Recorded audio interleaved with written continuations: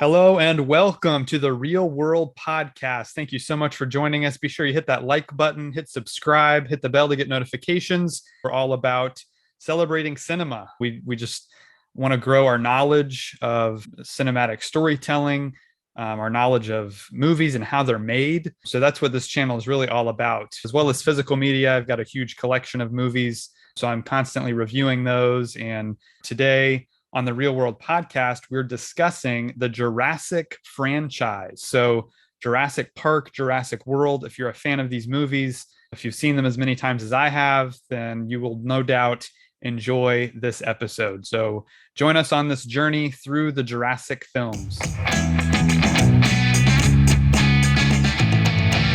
All right, so as I said, this is the Jurassic episode, Jurassic Park, Jurassic World. All of the Jurassic films are going to be covered here, a review of each film in chronological order by release date, and then we're going to give our rankings of best to worst Jurassic movies. And I'm joined by my guest, Bert. How you doing? Hey, I'm great, Cam. How you doing? Doing good, doing good. Thanks so much for joining us again. And so, yeah, let's just kick it off right now with the first film in the franchise, 1993, June 11th, 1993. Jurassic Park. So Jurassic Park is a film directed by Steven Spielberg. It is 2 hours and 6 minutes long. The budget of the film was $63 million, and it ended up grossing, to date, it has grossed $1.46 billion.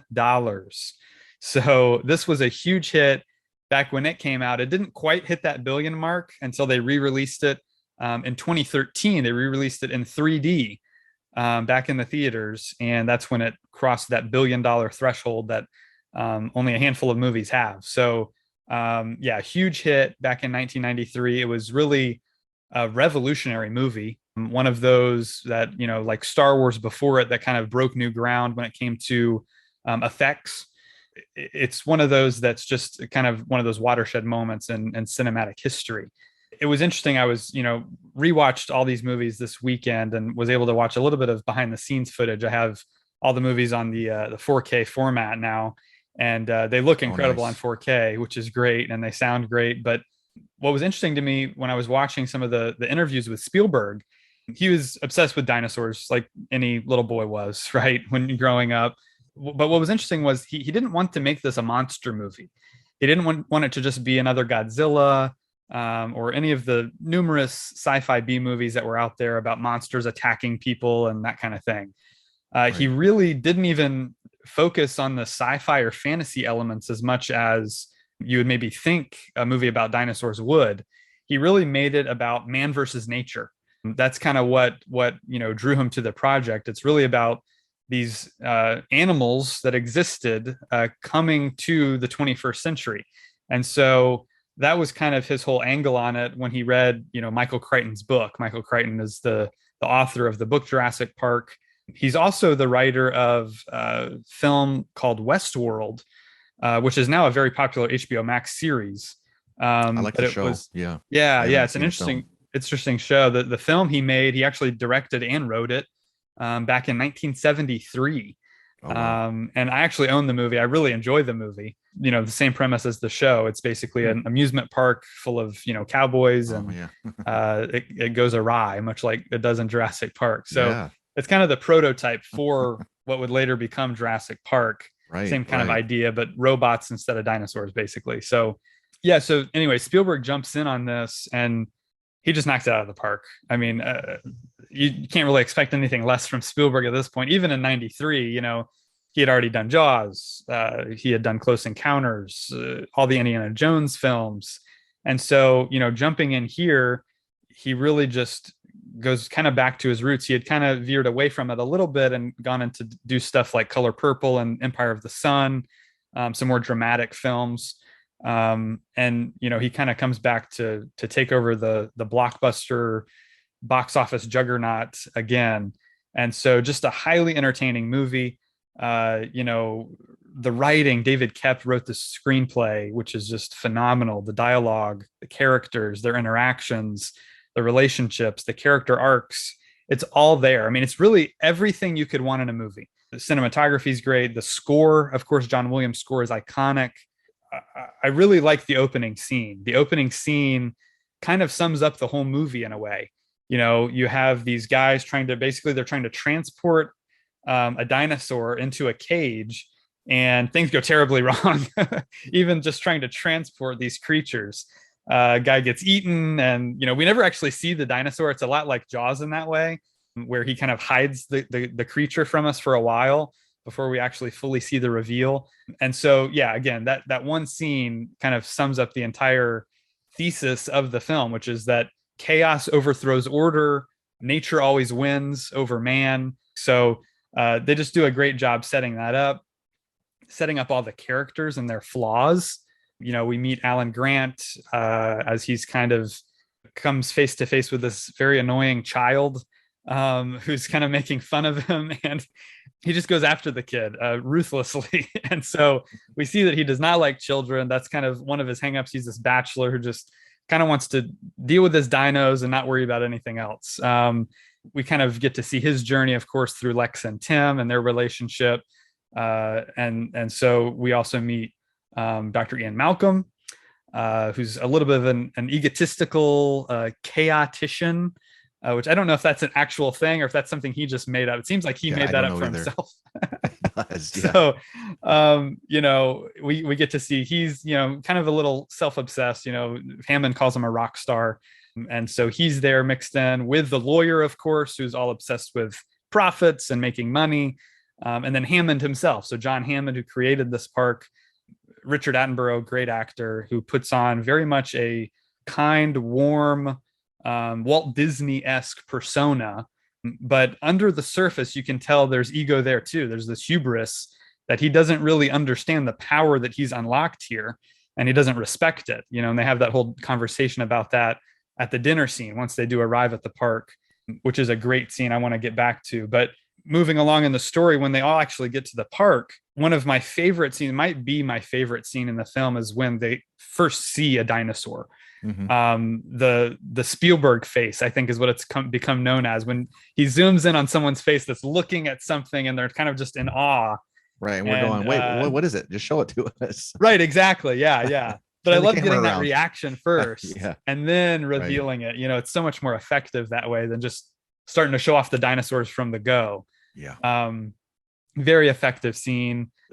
The CGI dinosaurs, this had never been seen before. Again, I didn't see this in the theater, so I don't really know exactly what it was like, but I imagine it would be something like, I guess I could compare it maybe to Avengers, or I'm trying to think of something I've seen in the theater that was kind of awe-inspiring. The Dark Knight trilogy, maybe, certain ways they use the effects and things like that. The new Avengers movies again.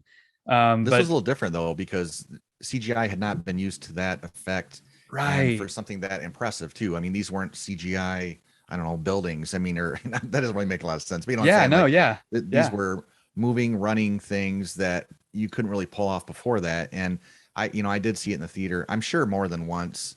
And people were just stunned, just awed by it.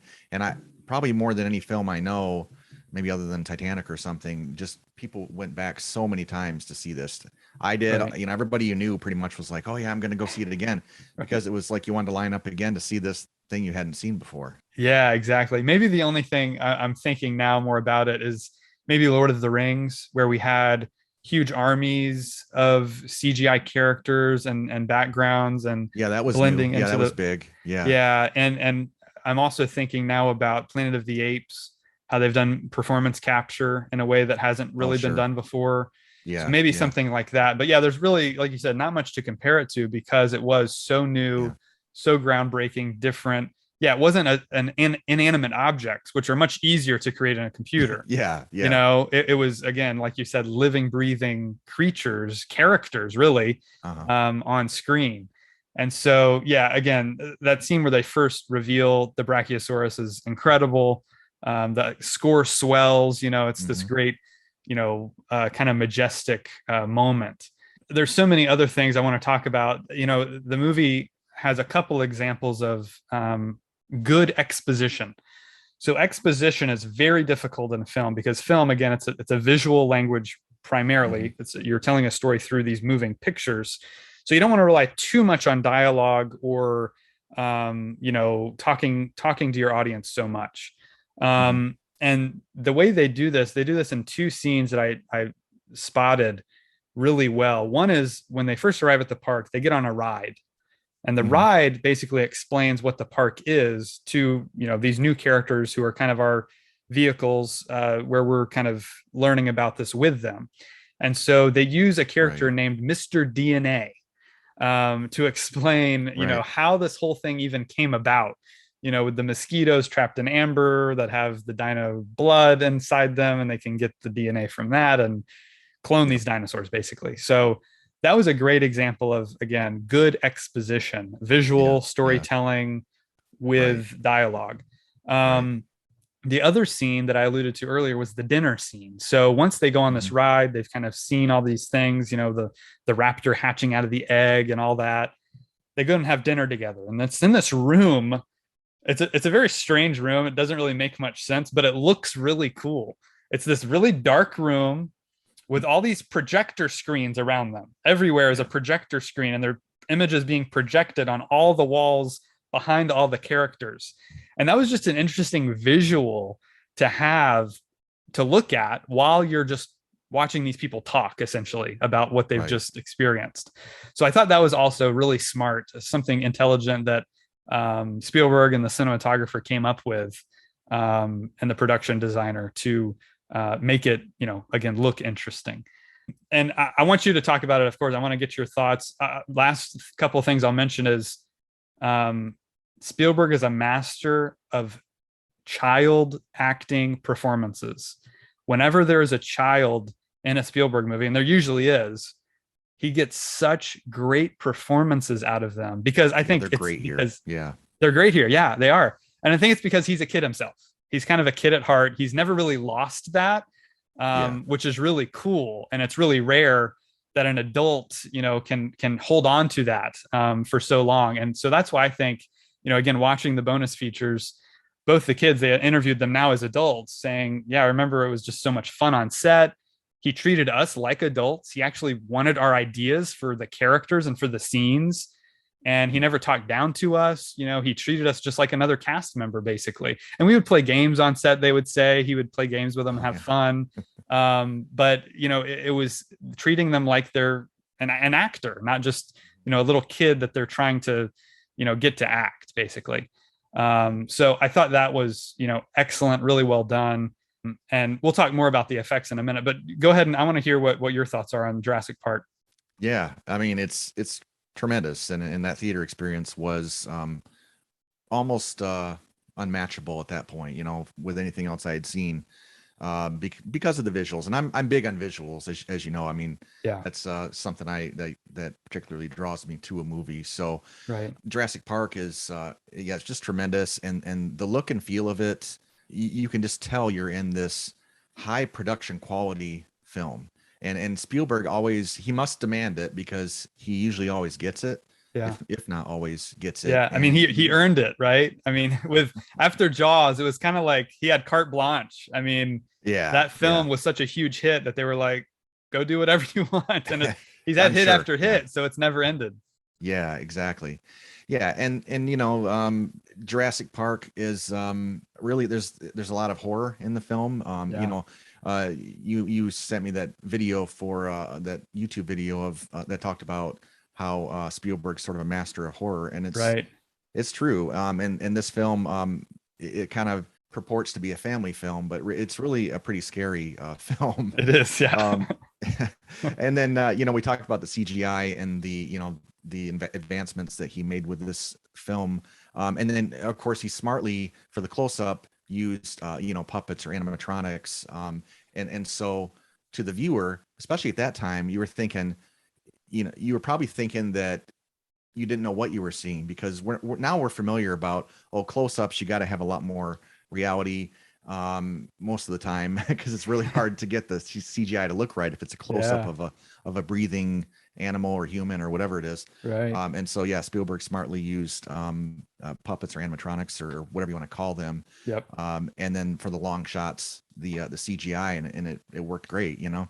Yeah. Yeah. And again, he must have demanded that those animators for the CGI, he must have just demanded that they nailed it, because we're 28 years after or 29 years later, Yeah. and that CGI still holds up. It does. And how many movies have we seen, and one might make an appearance on our pod today, where it's a more modern film and the CGI is terrible, and you got to think, by now shouldn't this be just sort of automatic that you got to get the CGI right first if this is an action film, and Right. that kind of thing.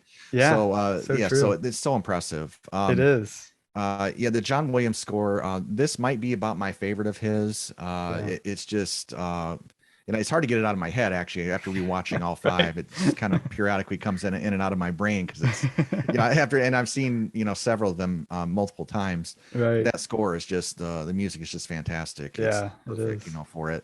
Yeah. There's some incredible scenes in Jurassic Park, and over the years I have watched the film in its entirety, but probably most of the time when I would put it on, it would be to watch these highlight scenes, or if I had someone over to the house, I'm like, hey, you got to check out the scene in Jurassic Park. I got it in surround sound on on DVD or whatever, and then I would rewatch these scenes, specifically that T-Rex attack, in the rain, that whole sequence there, it's probably, I don't know, 10-minute, sequence there. And it's so good, even now, it's just so well done. And there's other good scenes, but the other really good one, I think, is the kitchen scene. Yes. Which is choreographed so well, it doesn't feel choreographed. No. And it's scary, and it's just a brilliant scene, and is. it's another one that I would demo, if someone was over, I had the surround sound on, I'm like, you got to check out this film. Right. And see it, see it in surround sound or whatever. Watching it in the theater definitely made a huge difference to get the scope of the dinosaurs themselves, one thing, Sure. And the writing, not just for exposition, but the way the characters were crafted and sort of interwoven throughout. It's not just, sometimes we get, you spend a little time with this character and then they shut up and you just see action the rest of the time. This, there's still, you're still learning about the character as the film goes on. For instance, halfway through the film, roughly, from the beginning, Dr. Grant doesn't really want anything to do with kids. Yeah. And I love then how the rest of the movie, he's then forced to deal with these kids. Yes. And he's trying to keep his composure. Right. And and at a certain point, he's kind of literally stuck up in a tree with these two kids, and you can tell he doesn't want to be there and he's uncomfortable. But he grasps that and realizes, I need to kind of be their protector right now. And I love how you sort of see him become sort of like almost like their dad or their protector, even though he doesn't want to. It's just great the way that is carried out. I love that. You mentioned 4K release. I watched it on 3D Blu-ray because cool. It came out and re-released in 3D on Blu-ray, and that might be the first time, probably not the first time I've seen it on Blu-ray, but I did notice when the kids are up, I think it's when they're up in the tree, and they're talking, behind them is like some bioluminescence. It's like this glowing white and blue pattern on the tree behind them or something. Okay. And I'd never noticed that before. Interesting. And I doubt you could see it on DVD. Definitely not on VHS. Yeah. But the 3D also adds quite a bit. There's a scene where just before that, actually, where the little boy, I don't know, I can't remember his character's name. Tim, played by Joseph Mazzello, he was a darling little kid, Anyway, so he's in the tree inside the car, and he's about to fall down in the car to the ground. But there's a scene above the tree where you're looking down sort of behind the car, and you can see that depth, and it really it Yeah. looks like you're looking down 50 feet or however Wow. many feet that is. That's cool. Some scenes like that just really are amazing if you ever get a chance to see it in 3D. Okay. Yeah. But and again, the camera angle, like you don't even really think about it. It's maybe like a 1 or 2 second camera angle, but it probably took them, hours and hours to set that up, Sure. on Sure. the film Yeah. set. Right. Yeah. Yeah. And those are some thoughts I had. I might have a couple more things to mention. Anything else that you wanted to add about Yeah. it? Just expanding on what you went over. Mhm. T-Rex in the rain. Yeah, that scene is a huge standout. The kitchen scene also, those two I did write down as scenes that particularly stand out in the film as just being great set pieces. Yeah. And like you said, the blend of effects, the animatronics. This movie was actually all going to be animatronics and stop motion, because Yeah. that's really all they had up into this point. You Yeah. That would know, have looked way different. it would have looked very different, and the the CG, again, it was this was really the first time that used it this extensively. They just didn't think the technology was there, but after doing a test, they figured out, what, this is actually how it's going to work. This is the only way we can get these dinosaurs to run and walk and move in the way that we need Right. them to. But the animatronic work is second to none. I Yeah. don't think Yeah. it's really ever been surpassed, because unfortunately it's not used as much. But um, I think that Right. blend is really what sells it. Mm-hmm. Like you said, it's for the close-ups. Um, yeah, if it was all CG, you would be able to tell.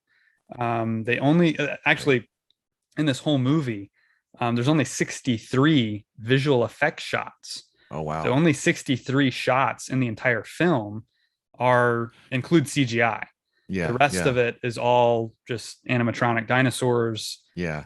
puppets, for certain scenes, things like that. So Right. yeah, that's why it works, I think, and that's why what makes it so believable, Mm-hmm. is you can tell the dinosaurs are there in the scene, and Right. it'll switch. I mean, literally shot to shot in Yeah. the same Right. scene, right? Right. So again, I think that's something that helps sell it, and makes it work really well. Uh, you mentioned the kids, and I guess we can get into some criticisms if you want. It's not really a criticism for me, but people criticize John Hammond for testing this park out on his grandchildren. And they actually explain this. It's very quick dialogue in the beginning when the Gennaro, the lawyer, is going to see this amber mine that they found. They briefly mention that Hammond's daughter is going through a divorce, and so that's why the kids are there.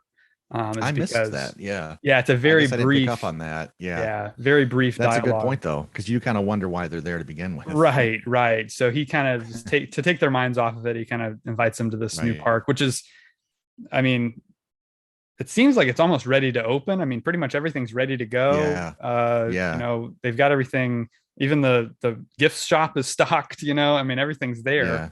So yeah, I don't think it was too irresponsible of them. I mean, in hindsight, of course, but Yeah. hindsight's 2020. So again, I mentioned the character arcs. Of course, Grant's is kind of the most obvious in becoming this father figure to them.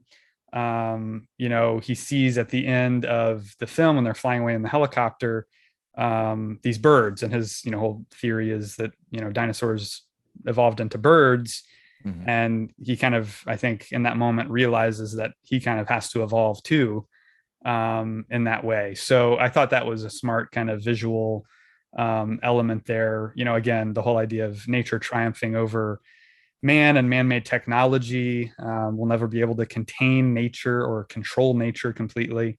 The whole idea of chaos taking over order. So yeah, all in all, great movie. So everyone in the film, other than Hammond, and probably the lawyer, thinks that the dinosaurs are, fantastic and a great idea. So it's interesting though that all the other characters in the film eventually come to find out this is a really bad idea. Right. But we as the audience think it's a great idea because we want to see dinosaurs on film and we want to see Sure. carnage. But I Sure. think it was a really tricky screenplay to write because on one hand you want the audience to love the fact that they're seeing the dinosaurs, but you have the characters saying this is a terrible idea. Right. I just feel like that couldn't have been the easiest thing to make sense, you know, to you know what I mean, with the writing. Right. And it's so well done because, like you mentioned, there are characters on both sides. So Hammond and the lawyer are all about it.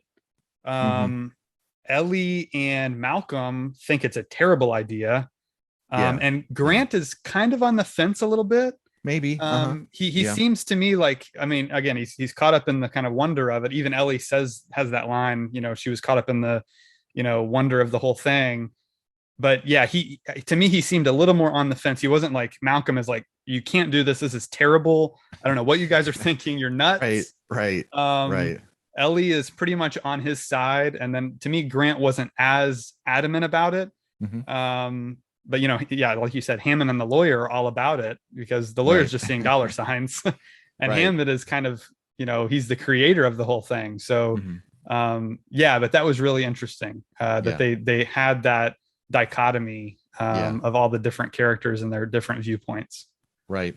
I don't really have any criticisms, but I will say, you know, I've taken some computer programming classes, and I'm pretty sure that the Unix system doesn't involve just pointing and clicking on random objects to let you access things, you know. So I mean, but whatever. I mean, it doesn't, you know, it's not a huge deal, but it was kind of interesting. Also, I could probably do without a shirtless Jeff Goldblum. But the ladies in the audience couldn't, though. It was all for them. Right. And then at the very end, I mean, people have seen it by now, so this is a spoiler, but you know, at the very end, unexpectedly, the T-Rex becomes the hero, you know, at the last second. And it's a bit of an ex machina plot device, but it works in this movie, and it's something that the entire series will repeat, you know, throughout. That the savior, the ex machina, seems to always be the dinosaur they were just running from, you know. But it works in this movie, so I want to mention that. The only other thing was, you know, you've got the word "spared no expense" that Hammond says several times in the movie. So I started counting because I'm like, he does say that a lot. He says it 5 times in the movie. And then I also counted "hold on to your butts," and that was two times. Oh, there were 2 "hold on to your butts." There's 2 "hold on to your butts." I did not know that. I thought there was only one when Sam Jackson says it. Yeah, he says it twice. Oh, he says it twice. Same character. He says it twice. Yep. Oh, wow. Yep. Okay, cool. We didn't mention Wayne Knight, who I think is kind of like the unsung hero, or I mean, he's the villain, but he's a great character. He's just fun to watch. He has that great scene with Dodson in the beginning where they kind of set up that he's going to, you know, steal this DNA. Right. I like that whole corporate espionage angle. I thought that was an interesting thing to throw in there. You know, Hammond at one point. Oh, sorry. Go ahead. No, I was just going to say, of course that would happen. Yeah. You know, at one point though, with what Wayne Knight's character is doing, at some point Hammond wanted to go Newman. You know, right? Like, exactly. Yes. Right. Yeah. Jerry just pops his head in the door. Right. If he would have been there, we would have gotten exactly that one. Yeah.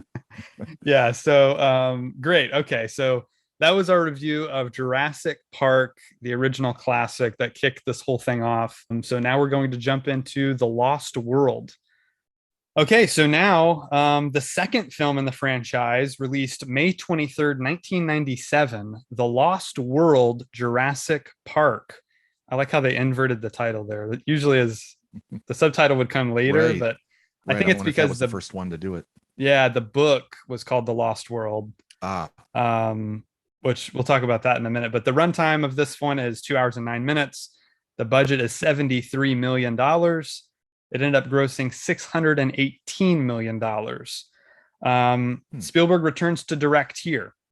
So this is what he considers his first sequel, even though he had made sequels to Indiana Jones. He considers those kind of individual adventure films. Oh, really? Part of the same series. Yeah, he doesn't technically, because actually even Temple of Doom is technically a prequel. Takes place before Raiders of the Lost Ark. Oh, I didn't know that. So this one he considers his first true sequel. Because it is picking up right where the first one left off. Right. Michael Crichton wrote the book on this. He actually wrote the book after the film was such a huge success. Really? Oh. Yeah. The book was not written when they decided to make this movie. So they kind of got the ideas from Crichton, and then David Koepp kind of went his own way and kind of included some elements from it, but it's not really a direct adaptation. And so that was interesting to hear about when I was watching some of the behind the scenes stuff. This movie, Spielberg even said himself he doesn't consider this a great film. He considers, really, he says whenever he does sequels, he feels he's a little too confident going in because the first one was such a big success, and so he kind of doesn't put the same amount of effort into it as he would, with some other original property. I could see why that would be. Yeah. After the success of the first one, you're thinking, well, it's probably good because it worked the first time. Right. Exactly. Yeah. But I mean, watching the behind the scenes, he's still putting in the time and effort on it. It's still a movie that he cared a lot about. He was talking a lot about the fans at that point. Fan mail was a thing. You would actually send in mail. There was no social media. Right.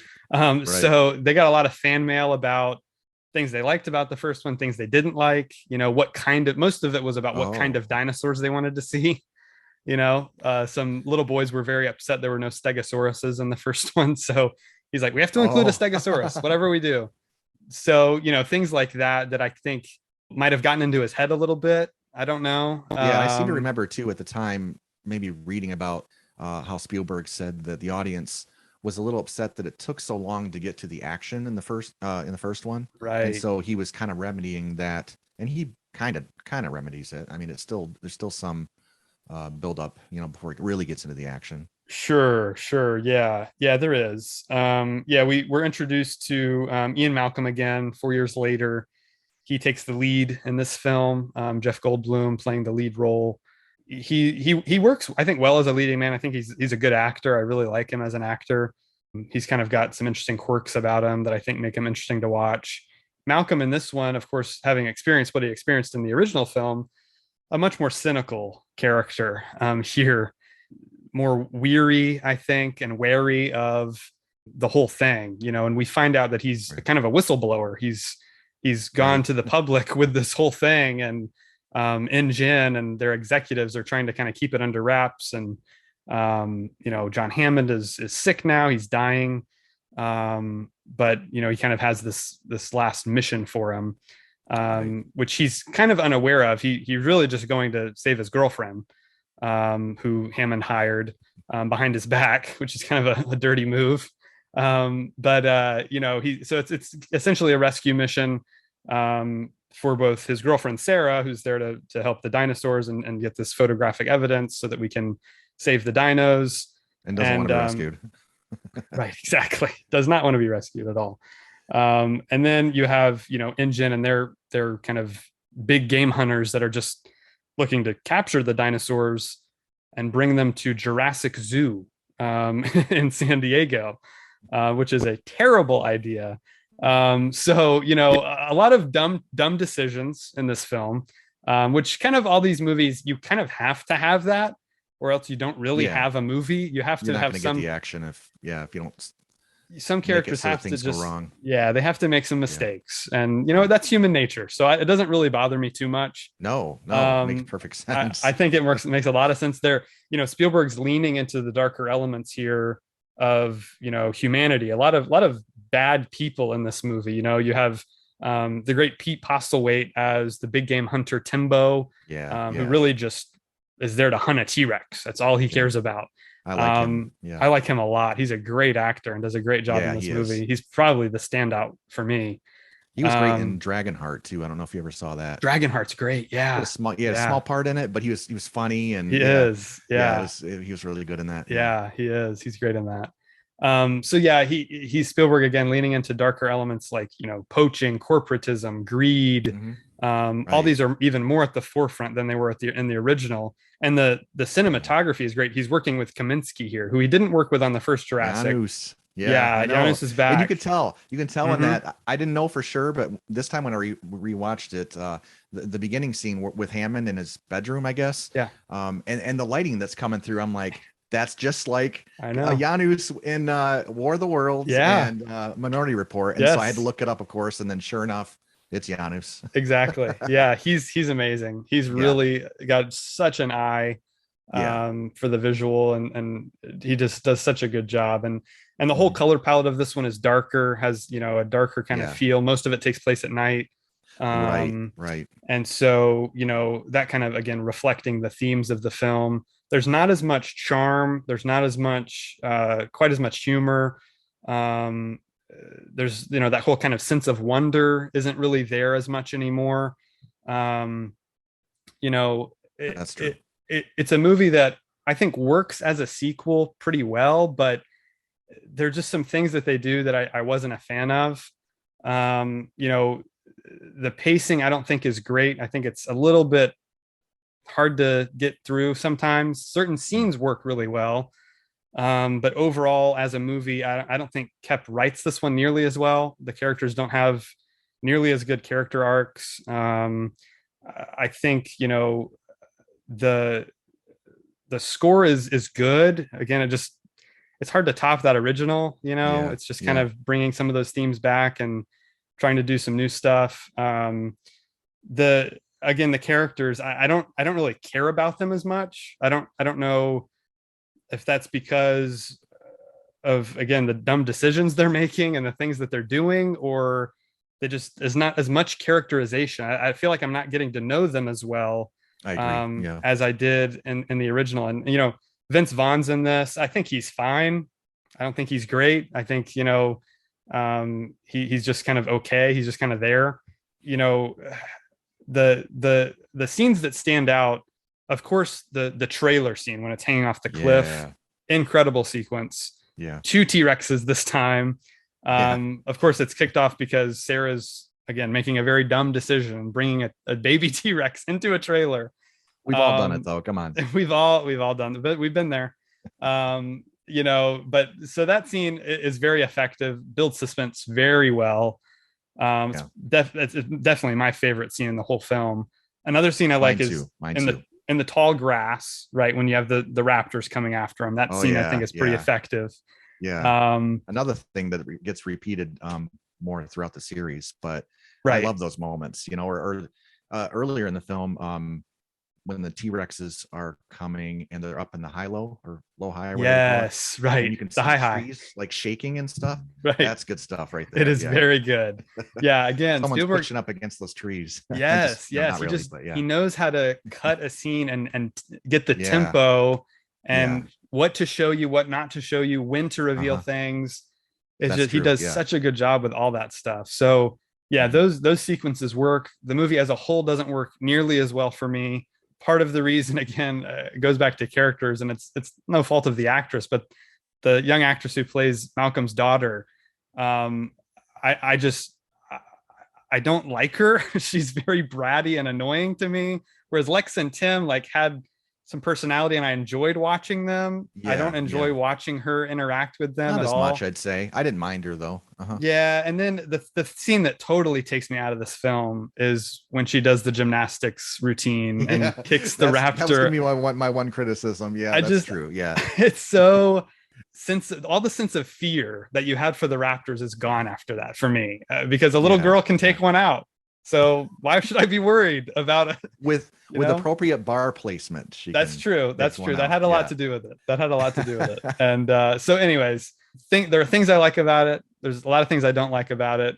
The end scene was originally going to be saved for the third film. They were going to cut this film as soon as they leave the island. Mhm. That was the end of the movie. In the It's third funny you film, say that, because when I watched it in the theater, I thought, well, there's no way they're going to actually go to America. yeah, In this movie, at least, right, I right. had that conscious. I still remember it after all this time. And then sure enough, they did. So I They was like, did. whoa, they're actually, Yeah, he's not going to probably actually get off the boat. He he does. does. He terrorizes San Yeah. Diego. And Yeah. yeah, it was kind of, again, it was Spielberg getting to the end of this movie going, I never want to make another one of these, first of all, because he was just sick of it. But the one thing he Yeah. wanted to do was like pay homage to Godzilla, basically, and do Yeah. this whole Yeah. dinosaur in the city. And so he Right. kind of just tacked it on at the end. And I Yeah. mean, again, it's a good scene. I think it works. It's Mhm. fun to watch. But so yeah, those are my thoughts on the Lost World. What are your thoughts? It's funny, Hammond, you got in the first film, you got, people that die, and you got this trauma that he inflicted on his grandchildren. from it, and he's apparently learned nothing because he's like, thank goodness for Site B. It's like, right, okay, right, here we go. exactly. And I agree about there's less development of the characters, so that is true. I think this is just a really fun film. It kind of steps up the action a little bit, but it does sacrifice some of the parts that made the first one a little better, than the second one. Jeff Goldblum is really funny again, but I mean, especially in this one, being more of the star, he just numerous times throughout the film, I'm cracking up. He plays the part. I mean, you couldn't have someone watch his part and then have someone else go play that role. No. Kind of like Robert Downey or someone. No one else is going to be doing that kind of nuanced role. It might bring something different to it. But anyway, he's just great in that role. Sure. And I think that's his best role is in too. And then also you mentioned Postlewaite. I don't know how exactly you say his name, but he's good. And then Peter Stormare. He's fun. Yeah, right. And he's in a lot of movies. I actually didn't even know his name, but I know exactly who he is. I had to look up his name. But I've enjoyed him in numerous films. Armageddon. I mean, we can name loads of films that he's been in. Sure. And he's good here too. He's not given a lot to do other than suffer terribly by repeated attacks of these little the compies dinos that I love it. I love that scene. What are they called again? Compies. What I don't know what the full name is, but they call them compies in the movies. Okay I don't know either. The RV scene, I mentioned the ones that are like demo scenes. This was another demo scene, especially for the sound effects, and surround sound and whatnot. But that scene, my favorite part of it is, when she's on the glass, face down on the glass, and the cracking. And I think I saw at some point a long time ago in the special, behind the scenes stuff, that they did CGI cracks, which is fine. They work perfectly, but the sound effects and the fact that she's trying to move out on it, and every time she does, they sort of spider out even more. It's just so intense. It is. Love it. I've watched that particular scene probably 40 times or something, over the years. Just, like I said, sometimes just showing off surround sound or whatnot. Sure. So that's a great scene, and there is a lot of action in this movie, and I feel like it is generally a lot bigger and harder than the first one again, but I think you do sacrifice a little bit of the other parts of the film that the first one got right. And then I want to mention too, when the boat arrives in San Diego at the end there, so everyone on the boat is dead. We find out, spoiler alert here, but the only thing that lived was the T-Rex. Apparently the trank wore off, and he apparently broke free of the sort of the cage he was in and took everyone out. I guess that scene, whatever went down there, must have been cut for time, but I would have liked to have seen that play out a little bit. I think that actually is another thing that kind of bothers me about this movie. I don't think that makes any sense. How could the T-Rex? Well, that's what I mean. It doesn't really make any sense. Right. Yeah. How could he get into the bridge of the ship? Because the guy's hand is still on the wheel. He bit the guy. That doesn't make sense either. Yeah, that doesn't make sense. Went back under. Were there raptors on there too? That might have made more sense. They never show them. Yeah. I don't understand. Right, yeah. I think they were had to write themselves out of we're just gonna ignore this and we just won't show how it happened. Right. Yeah. And so I agree that that isn't. It's almost like it does feel even more tacked on when they don't show how it happens. Right. And if they hadn't gone back into the ship and shown us all these people are dead on all these different parts of the ship, it would have been fine. But the fact that they show us each thing, how people died, where they died, logistically, it just doesn't make sense that the T-Rex could have done all that. The T-Rex had a machete or something on right. Maybe it was the baby T-Rex. To reach in the control room. Oh, yeah. Oh, that's, maybe. Yeah.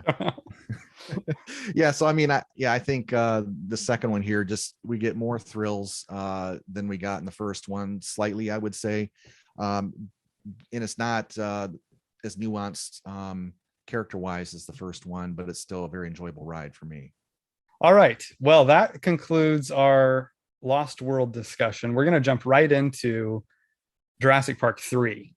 So Jurassic Park 3 is released July 18th, 2001. The runtime is 1 hour and 32 minutes.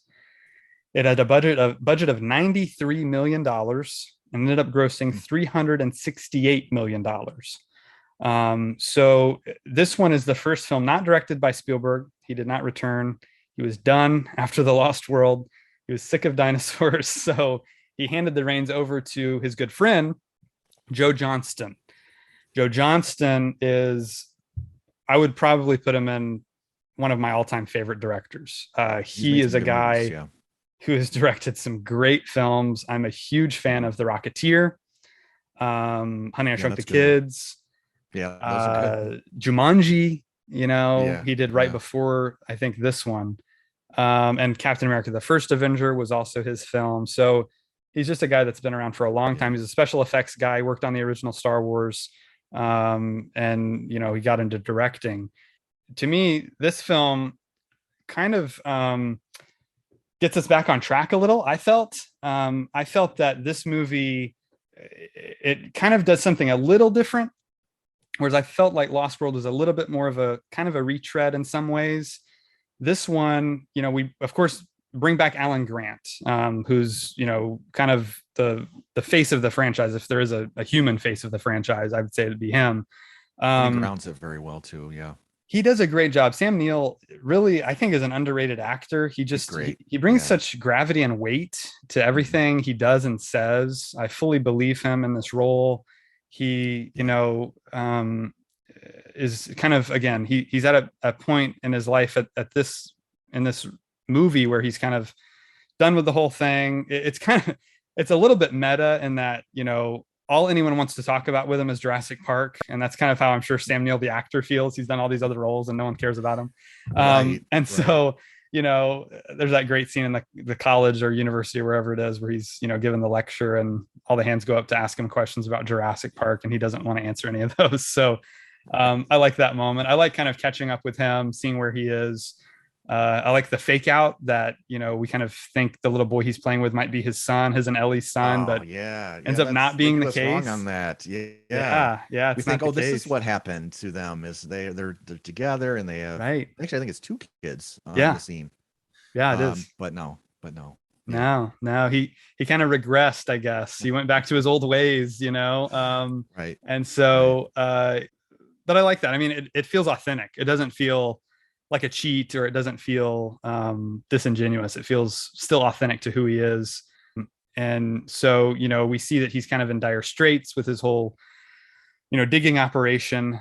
His buddy Billy and him have going on. And so he's confronted with this proposition by this apparently very wealthy couple to go and take them on a, little excursion, make some money, and keep digging for dino bones, but you have to take them on this mission back to the island, and it's just going to be a flyby, so no big deal. Just point out some dinos to us. We just want to kind of get to know the dinosaurs, and we of course find out that's not the case. This couple has bamboozled him, and they're actually searching for their son. And always wait for the check to clear. Right, he should have waited. Yeah.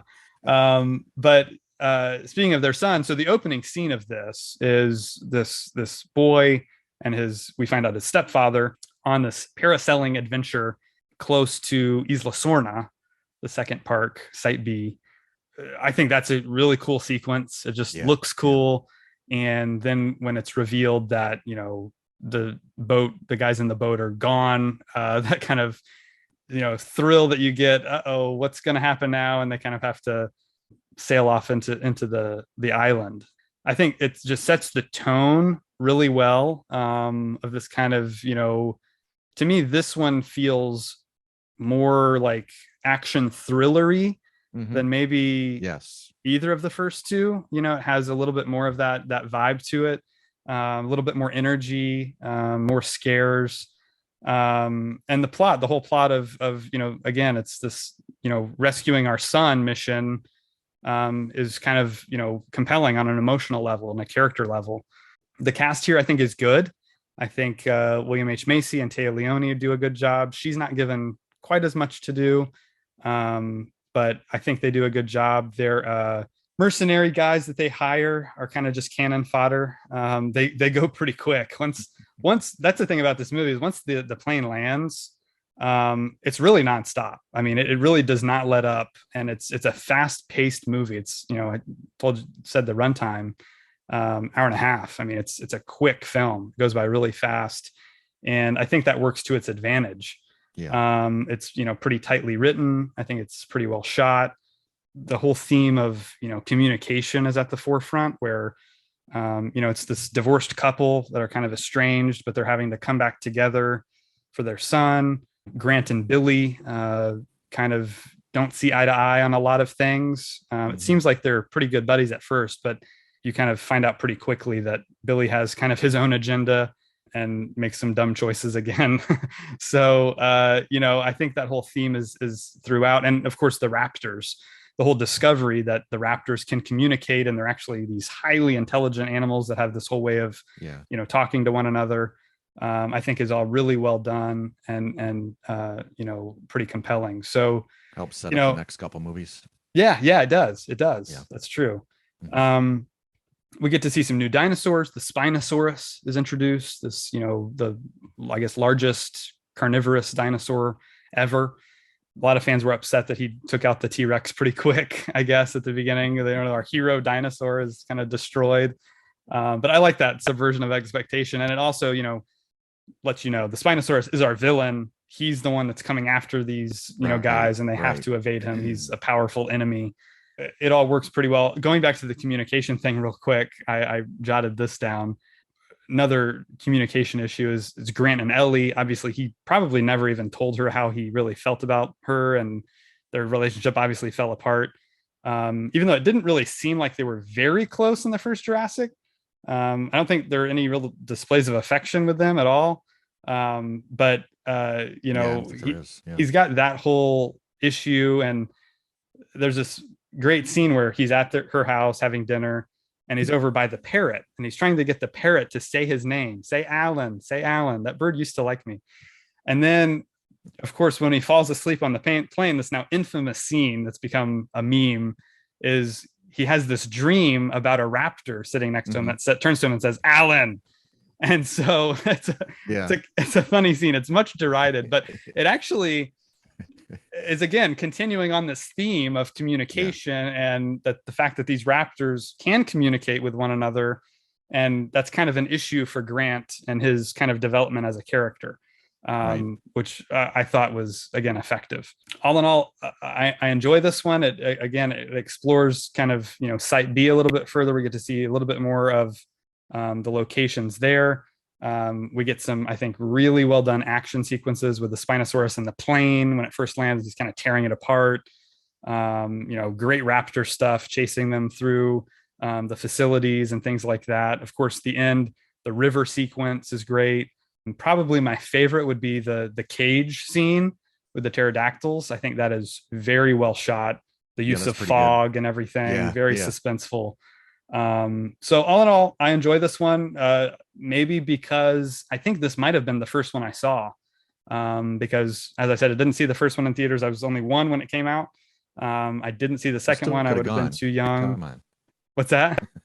You still could have gone to that first. I still could have gone. They could have taken me, but you know, I probably then would have really hated these movies. I'd like to see your review after that one. Right, exactly. Yeah. So, but this one I remember watching repeatedly on DVD. This third one, we got the DVD and I watched it over and over again. I was enthralled with it, and I think the kid Eric in it was probably a reason for that. I could kind of identify with him a little bit and see myself running through the jungle, getting chased by dinos. You know, it's kind of little boy's wish fulfillment in some way. You know, it's like that's all little kids want to do is run around the jungle being chased by dinos. You know, I would do that in my backyard all the time. So, those are kind of my thoughts on Jurassic 3. What are your thoughts? Well, I do feel this third one went a little bit backwards from the first two, and I didn't look up the grosses before we did this podcast, but I do find it interesting that it sounds like the first film had the biggest margin between the budget and the gross, and the second one that closed in a little bit, and the third one it closed in a little bit, and I can't help if it was word of mouth, I can't help but wonder if it was word of mouth. Yeah. But I do enjoy this film, and I've watched it several times. They abandon any kind of setups, pretty much. They Right. The couple talks to them and they're gone. Yeah. They're right away before the check clears. Right. They're on a plane, and so I do like that. Some comments I had on it, you know, I think the very first shot of the film is a title card that shows the island in a distance, and it says Isla Sorna, and then it says restricted Yes. in Right. all caps, red letters. And Right. I forgot about that. And then when I watched it this time, I was almost thinking this almost feels like a Naked Gun or Airplane movie when you see that kind of thing. Yeah. The lead in, it's just so strange to me. Yeah. But this is not, this doesn't knock it. I do enjoy this movie throughout. Well, maybe it's trying to get you to hate the stepdad because he took his stepson on this extremely dangerous mission to this very dangerous island that everyone knows is a restricted area no one's supposed to be on. But I don't know, maybe that's what they were doing. I'm not sure. I just like, who are they telling this to that it's restricted? I mean, we're pretty sure that you're not supposed to go to this anyway. Right. I just thought I'd throw that out. It was kind of humorous to me. Yeah. I mentioned a couple things about the cast. Sam Neill, he's great, obviously. I thought it was really random that the guy from Sesame Street, Michael Jeter, I didn't even know his name. Oh yeah. He's included in this cast. Yes. That's bizarre to me. And he's okay. He's not great. It's just very strange. I don't know if that was the right casting choice. Yeah. Fortunately, he doesn't have a big part. Well, the thing about those mercenary guys, they're really bad at their jobs. I think that might have been why. It's like, let's cast the most guy that you would never think he would be a mercenary. Let's cast him. True. Yeah, that's good point there. Good point. I want to say something about Téa Leoni too. I like her as an actress, but I think that if you're gonna audition for any Jurassic Park movie, you should have a really good scream, because you're probably going to scream at some point, and she cannot scream. And honestly, I can't really either. I don't have the greatest like all out scream. I mean, I haven't really tested it, I haven't been in that situation, but so that's strange to me because she screams all the time in this movie, and she's got kind of that hoarse quality to her voice, and she cannot scream. But she does bring some star power because she's a very well-known actress, especially back a few years ago when this was made. But I did want to say too, there's some great action throughout, and it's got some tremendous moments. Like that plane crash is pretty realistic and intense.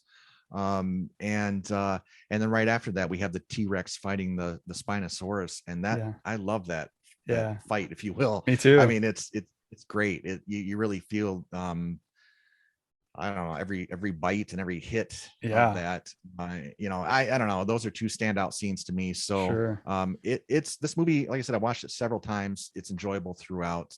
I just didn't feel it was quite up to the par of its predecessors. Gotcha. Yeah. I agree with a lot of those points. Téa Leoni, she's just, I think it's more fault of the script that just doesn't give her enough to do. And you're right, the screaming scenes when she has probably the hardest job, because she's there with her ex-husband trying to find her new husband and her ex-husband's son. So it's a very complicated kind of relationship she's dealing with, and she finds out her new husband's dead, and that kind of freak out scene is hard to play. I think she overplayed it personally. But again, it's hard to judge that kind of. It's more objective, I guess, judging that kind of stuff. But I'll jump back in to the river scene, which I think again is one of the best in the movie. It's right up there with the cage scene. They're both really really effective, I think. And there's an example of setup and payoff when Mr. Kirby, William H. Macy, who I think is really good in the movie.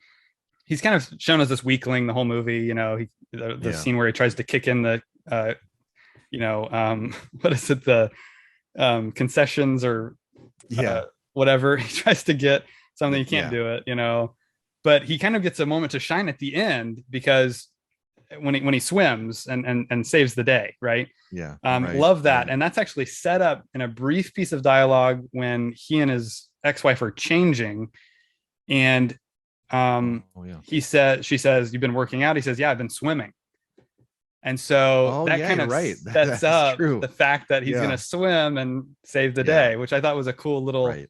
detail that they put in there for his character. So, people Right. say this ending is very abrupt, but again, I think once, the raptor eggs get returned, once they found the kid, and the kid, he survived there for 8 weeks on his own. So maybe a little too long. Little, I I agree. mean, Yeah. well, although we don't know, It's a maybe the little kid questionable. has survival skills that we don't know He about. shows them. I mean, by the time we catch up with him, he certainly is not too. I mean, he's got things down. I mean, he Yeah, knows how he to knows how to stay handle alive. these dinos. I mean, it's Yeah. pretty incredible. So maybe a little unbelievable there in that aspect, but Yeah. again, once the movie's over, that it's kind of a chase film. They're constantly being chased. The chase is over. The Marines show up. It's kind of done. So the ending isn't too Yeah. abrupt for True. me. It would have been cool to see the military really like swarm the island and like Hmm. see military versus dinos, like a huge battle. Yeah. That would Yeah. have been Right. awesome. I don't That's know if true. the Yeah. budget Because just didn't allow it or right. It seems what. like anybody who tries to take on the dinos is always undermanned and outsmarted. Always. We've never Right. really, I think, in the entire series, we don't get very often where, yeah, you have a presence that just comes in and just takes out the threat. Right. Right. And we could have seen, I mean, the Marines, they show up with all these like tanks and helicopters, and That would have been interesting. it Yeah. would have been a Yeah. really cool ending, like a huge battle, Right. like to get them to the shore, like Yeah. Yeah. Because they were the pretty lean. military finds them. Right. I mean, 90 minutes is pretty short. So they, even in 10 minutes, they probably could have done something pretty impressive with I that. would think so. Again, I don't know Yeah. if budget just ran out, because this movie, again, like the first two, does use animatronics a lot. Yeah. And so I don't know if too much of the budget was spent on that or what.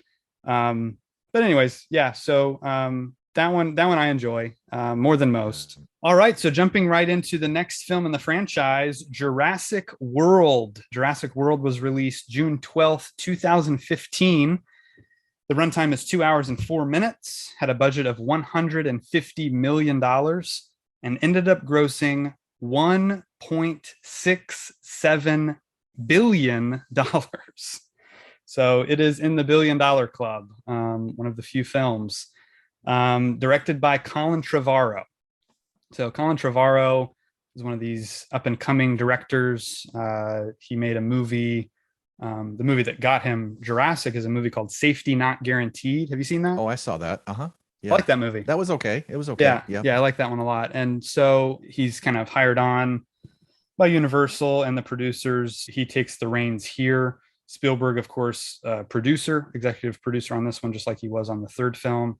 And so, this movie coming, 14 years after the previous film is among what's been dubbed legacy sequels or lega sequels, basically a sequel that takes place years after the original or the previous entry in the franchise, that kind of is seeking to revitalize a franchise without totally rebooting it. This still takes place in the same universe. All those movies Right. did happen. Of course, the biggest difference between this one and the previous ones is the park is open. So after all these years, John Hammond's dream has become a reality.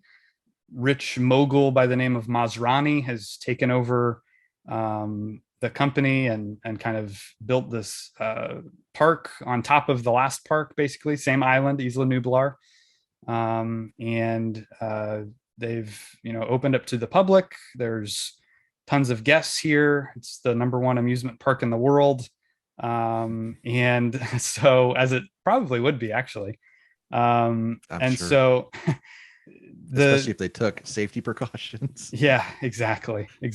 People have very short memories in these movies. But anyways, it basically, there's a lot of good and bad with this one for me. The whole movie essentially is commenting on itself and how it's a bad idea to make sequels to Jurassic Park because none of them have lived up to the greatness of the original. There's a character played by Jake Johnson, who's in Safety Not Right. Guaranteed.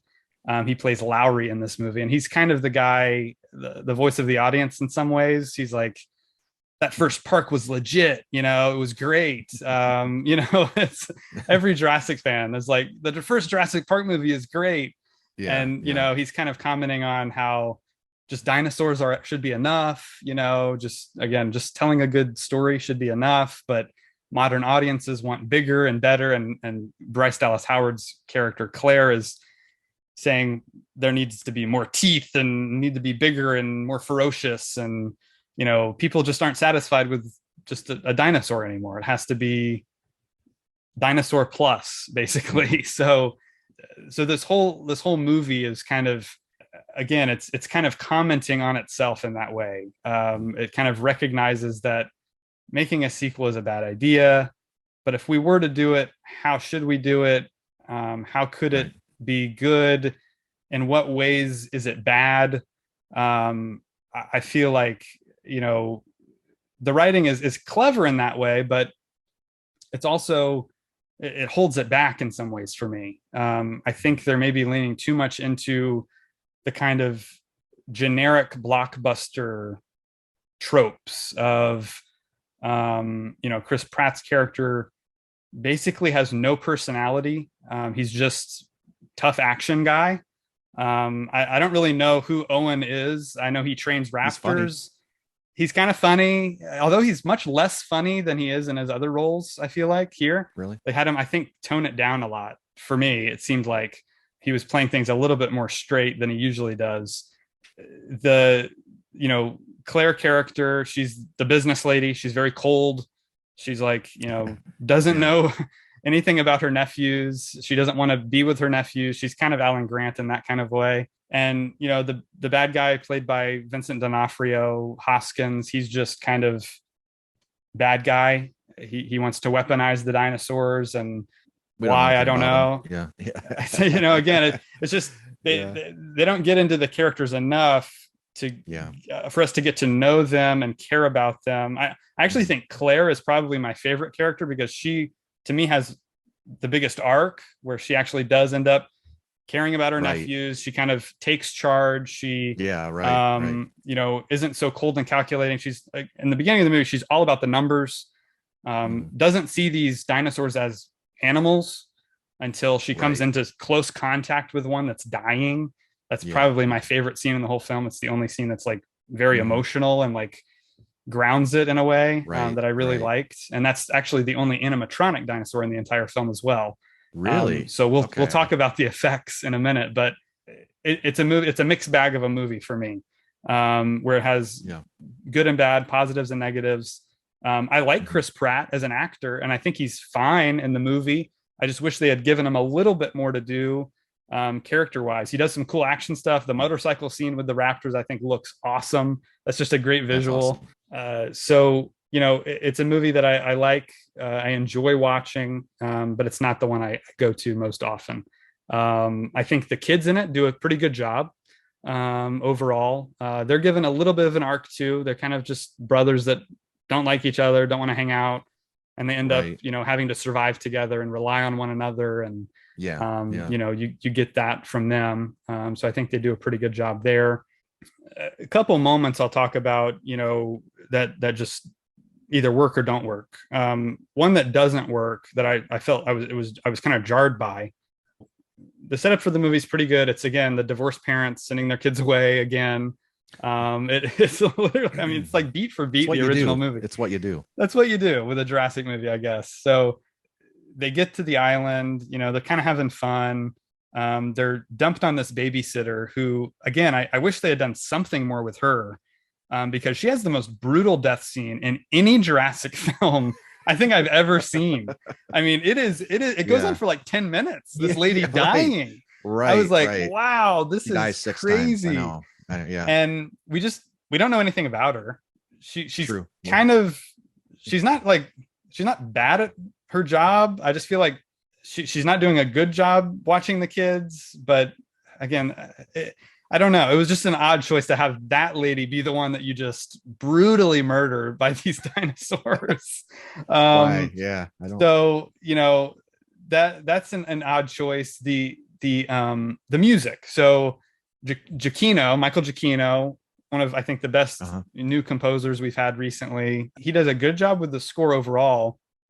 When he kicks in the iconic John Williams theme, it's for the park. It's when the kids get up to the room, they open the doors, and there's this big shot of the park. Yeah. And it, like I really just big felt, doors this time. right. Yeah. I just felt like it was a little lackluster, like a little bit of a letdown. Like, you're going to use that theme for this moment? Why not wait for like a big action moment or a dinosaur? Sure. I mean, that's what that score is used for in the original, that makes it work so well. And so, but again, that may have been a creative choice of them saying, hey, it's not about the dinos. We care about the spectacle and the look at this pretty scenery and the CGI that we can create. Maybe it was them doing that. I don't know. The problem is there's not really anything score wise that it comes anywhere near to approaching John Williams's score. So if you're gonna not use it, then you got to use something like the Avengers films, for instance. I feel like they step up and have their own, in some cases, new themes that are memorable. Sure. And if they're going to do that, I agree. The score wasn't the standout here. Yeah, it wasn't. It was a bit of a letdown. I see that. Sure. Wu is back. Henry Wu, played by BD Wong, is back. Basically a cameo. They don't do a whole lot with him here. He's kind of just there to talk about genetically enhanced dinos, this hybrid they've created, the Indominus Rex, who's this mix of all kinds of different, dinosaurs. So I thought he was underutilized. The whole idea of the weaponized dinosaurs, going back to that, it is a cool idea, and I think they do a fairly good job with that. I'd say that's maybe one of the strengths of the film and the story, that whole idea. But there are elements of it that work. The Mosasaurus, I think, is a great addition. And the whole the underwater dinosaur that gets the great white shark. I thought that was a cool new addition that we had never seen before. And I think, again, the movie kind of commenting on itself, they use the Mosasaurus in kind of two pivotal moments, right? When the kids are having fun at the park, to show you how cool this place is. And then at the very end, the Mosasaurus is the one that saves the day and defeats the Indominus Rex. So, again, is that them kind of saying, movies need to try new things to be good and defeat the, corporate product of engineered movie making that's out there? Maybe. I don't know. I think it was probably intentional on the filmmaker's part, to do that kind of thing. So mixed bag for me here. We kind of get some cool new things. We get a lot of nostalgia, a lot of going back to old locations. The kids find the old goggles, and find the Jeep, and that's fine. I don't mind doing some of that, but I think when your movie relies too much on it, it can hurt it. And, if we're not getting enough new things, new characters, new storylines, new ideas, it's going to hurt the film overall. And this movie, hugely successful, but I think on rewatch, it just gets worse and worse for me. Again, I'm entertained by it. I'm entertained certainly by scenes. And I think the Raptors specifically, the whole idea of weaponizing them, Owen Grady training them, is a really cool idea that, again, like you mentioned, was set up in the previous films. Blue is maybe my favorite character in the film. The Raptor Blue. Maybe that was, again, intentional, a choice to, let's make put the dinos at the forefront again and kind of try that and see how that works. Because again, human characters just kind of fall flat for me. I don't really connect with them or care as much about them as I think I should. So, some odd, out of place humor. Again, Jake Johnson, he's a funny guy, and they're using it to alleviate the tension. I get that, but some of it I just didn't find that funny. Those are my thoughts initially. What are some of your thoughts on Jurassic World? Is Jurassic World a shot at Disney? Are they taking a crack at Disney World? That's what I want to know. It entirely could be. This part, I mean, it's not a Disney film, Universal's probably their biggest competitor or one of them. Right.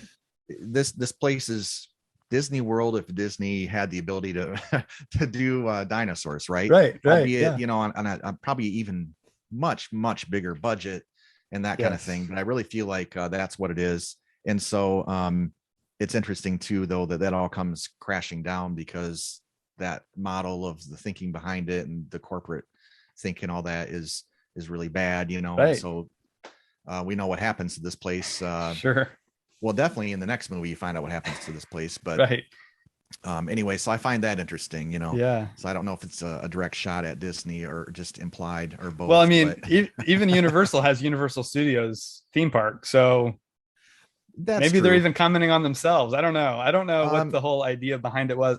I think it Yeah, was more about movies than theme parks. yeah, Um, sure. but that's definitely in there as well. I mean, it's all one Yeah, thing, right? I mean, Disney has both, yeah. Universal has both. But So yeah, just Disney was the originator. Disney tries right, to be right, at the forefront of it, the leader, you know, they, sure, you know, rub it in your face. And I yeah, don't know. right, I'm not the biggest Disney fan, if you right, probably pick up on that. sure, sure. But in any case, so this film for me is so much fun. And I've actually only seen it maybe 3 times. Okay, I will mention this is another one that on Blu-ray is in 3D, and I did watch it in 3D. And okay, there are a lot of sort of moments that come out at you in the 3D experience. cool. You mentioned Dallas Bryce Howard. I think she does a good job. At first, she is really cool. It's hard to identify with her, and then she does have that arc, which is really great to see. By the Yeah, end, she's blasting away at dinosaurs and stuff, right, you know. And they're like, right. "Is what's her name in the film? Claire, yeah, Is that Aunt Claire?" right, yeah, No, this is a different Aunt Claire now right, because she's yeah. the last 2 hours have been crazy. Yeah. Uh, you know, the thing is, I do identify with Chris Pratt a little bit. I agree, though, they don't really invest the time to tell us who he's, you know, what he's about and that kind of thing. But I Right. feel like you get a sense that he's this hardworking, caring guy that is heroic, and we just don't get a lot of backstory. Yeah, So right. but for me it's fine. Sure, I actually would like a little more development of his character, but I Yeah. really enjoy him in this. He's kind of a combination of, I mean, he's got the comic relief of Jeff Goldblum and the heroism of Sam Neill rolled into one, Sure. with those aspects at least. So it's kind of like an all-in-one sort of character that you Right, get, right. and I really enjoy him in this film. The kids are a little annoying at times. You know, the brothers, Yeah. but they're passable. You know, Yeah. we actually spend a fair amount of time with them, and I really enjoy those spheres that they ride in. Those are cool. Yeah. Um, Gyrosphere. gyro spheres, is that what they're Yeah. called? Yeah, those are great. I like those. I'm trying to, as I watch it, every time I watch this movie, I try to figure out how they work. Like, Yeah. how do they not tip over? And then sometimes they do. And then then at one point, the one of the dinosaurs plays soccer with it, and the thing is spinning so Right. fast. And Yeah. actually, they're probably seatbelted in, or else they'd be plastered against Yeah, the they side of are. it. Right. But we get to see so many things with these gyrospheres. I love those moments. Yeah. I don't really know that they could work in real life. Right. And I think that in general, throughout this film, I can tell you that OSHA's never been to that site because, Yes. you know, like Right. they're driving the gyrospheres, right? And he's driving it like wherever he wants. Yeah. And I'm Off thinking, road. off road. And I'm Yeah. thinking they never do that in a park because people would never come back. They'd be like, No. I'm not returning this thing. I'm keeping Right. this. This is, Right. you know what I mean? And so, but I get why they do it. And so there's a little bit of liberty there, Sure. just so they can go off road and off the track and that Yeah. kind of thing. I do think that, I mean, the dinosaur could have just crashed into the main area where they were anyway. I don't know that they needed to go off road. Yeah. And then that particular scene leads to a really great action scene with dinosaurs fighting again. I think they really nail the CGI in this film. It looks great. I can't think of really any bad moments at all. And the difference with this film is this is really, I feel like, the first Jurassic film where everything is out in the open, you know, not like in the forest, and it's daylight, and it's really bright and colorful. And despite that, because it's harder to hide the CGI flaws, right, when it's Yeah. daylight and out in the Right. open and this kind of thing. And yet I think it's fantastic CGI. Mm. You know, I love special effects, and when CGI is done right, I'm really drawn to it. So I mean, so to me, this is just a film filled with action from start to finish. I like the characters. Honestly, every time I watch it, I'm like, man, this is a really good film. Really?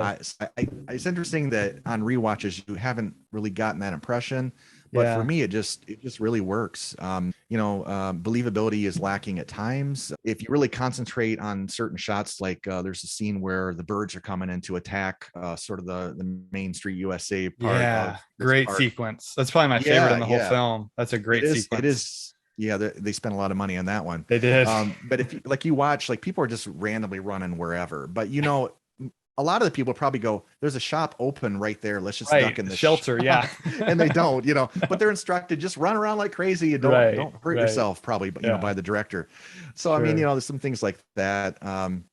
But I really really enjoy this film. So Cool. that's kind of my rundown on it. Did you have anything else you wanted to add or criticize on it?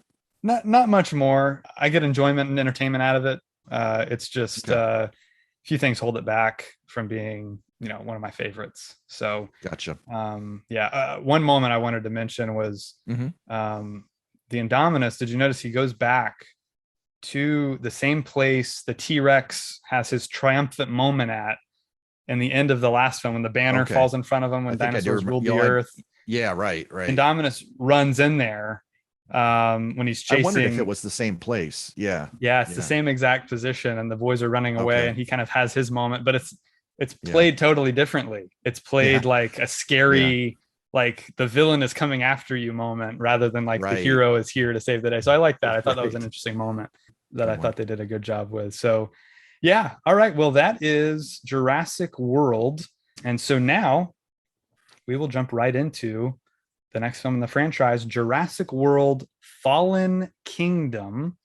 This film was released June 22nd, 2018, and has a runtime of 2 hours and 8 minutes.